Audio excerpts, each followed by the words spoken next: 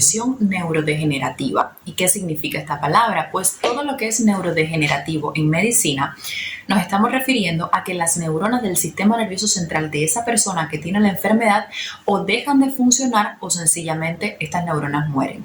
Son enfermedades que por lo general no tienen cura y que van a tener un curso progresivo, de manera que desde que son diagnosticadas, lo que viene a futuro es que la enfermedad va a progresar, va a empeorar con el tiempo, y que son enfermedades que pueden ser causadas lo mismo por trastornos genéticos, por tumores o incluso por un derrame cerebral.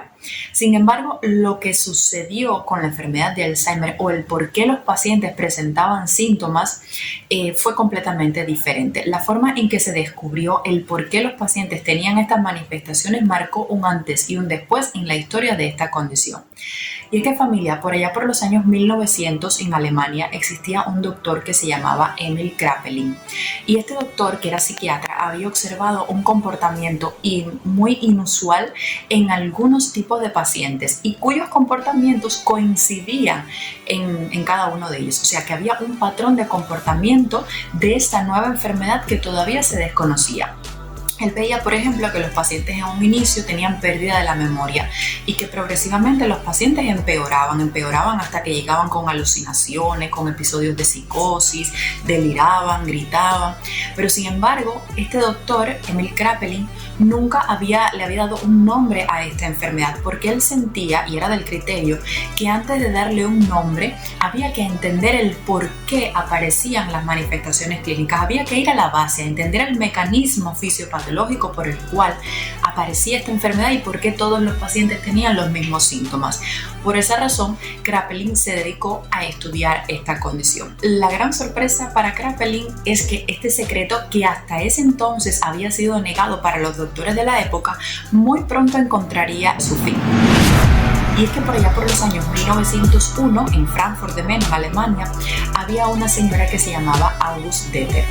Esta señora nació en 1850 y para 1901 ya tenía 51 años. ¿Y qué pasó? Que esta señora comenzó a tener muchos episodios de celos, pero unos celos verdaderamente patológicos e enfermizos para con su marido. Y de pronto la señora empezó a tener un comportamiento inusual, salía para la calle, se perdía, no sabía regresar, se escondía, comenzaba a gritar, decía que los vecinos estaban hablando de ella, tenía problemas con sus hijos, con su familia, a veces hasta ni los conocía, los acusaba de ser otras personas.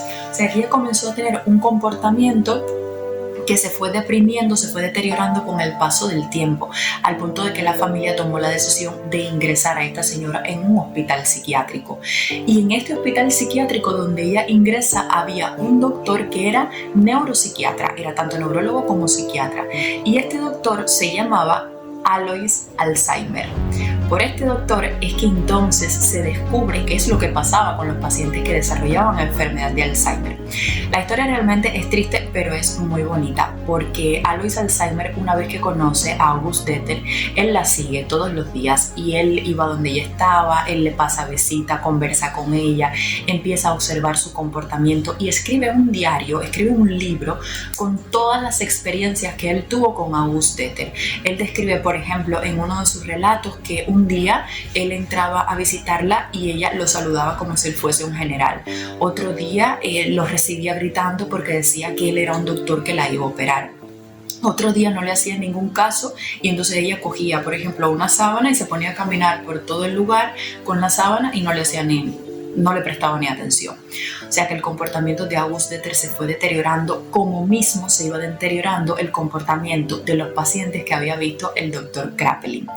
Así que bueno, el final de August Deter es que después de 5 años de estar ingresada en este hospital psiquiátrico, ella finalmente fallece en 1906. Y el doctor Alois Alzheimer tuvo la oportunidad de poder analizar el cerebro de esta paciente.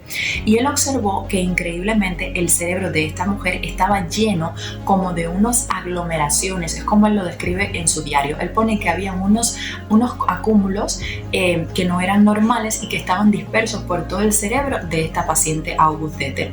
Pero es que este doctor no solamente llegó a estudiar el cerebro desde fuera, sino que él fue mucho más allá él se adentró, incluso analizó las células del cerebro de August Deter y él vio que dentro de las células habían como especie de unas fibras que se unían entre sí y que en algunas ocasiones dañaban la célula y producían cambios dentro de la célula, y en otros incluso hasta mataba la neurona desaparecía y lo que quedaba era el lugar donde estaba la neurona. Además observó que se creaban como unas redes de fibras que ahora le conocemos como vías de Tau, y que todas estas áreas estaban depositadas en todo el cerebro, pero sobre todo en aquellas áreas que estaban relacionadas con la memoria y con la atención, sobre todo a nivel de los lóbulos temporales. Y este, señores, fue el inicio de la enfermedad de Alzheimer. Posteriormente, el doctor Emil Kraepelin, que era el primero que había descrito el comportamiento de estos pacientes, él quedó tan fascinado con el estudio que había hecho el doctor Alzheimer que él decidió nombrar a esta enfermedad como enfermedad de Alzheimer, en honor a su colega que había logrado descubrir lo que él tanto ansiaba por descubrir. Y yo realmente, familia, a pesar de comentarles esta historia, que en lo personal es triste, pero a la vez es bonita, y me gusta mucho la actitud de este doctor Emil Kraepelin, porque si hubiera sido otro hubiera dicho, oye, mira, esta enfermedad se va a llamar Kraepelin Alzheimer, porque los dos participamos en esto. Y sin embargo, él tuvo la grandeza, el profesionalismo de decir, no, usted descubrió la base fisiopatológica, la base del por qué surgen las manifestaciones, porque estos pacientes tienen estos cambios de personalidad y de la memoria, y ahora mismo a esta enfermedad que yo inicié estudiando y que tú has descubierto, pues se va a llamar enfermedad de Alzheimer. Entonces yo realmente admiro muchísimo la actitud de este doctor, por eso lo traigo aquí para que ustedes también conozcan, y bueno, también que sirva de ejemplo para muchos médicos que hoy en día no sé, a veces he visto que algunos doctores ven algún diagnóstico en algún paciente y dicen, no, pero es que esto está mal. Hay que tener mucho cuidado con la forma en la que nosotros nos referimos de nuestros colegas y un poco seguir el ejemplo de aquellos que nos han dado muestras de profesionalidad, como lo hicieron este par de doctores que, bueno, pasaron ambos a la historia por descubrir la enfermedad de Alzheimer.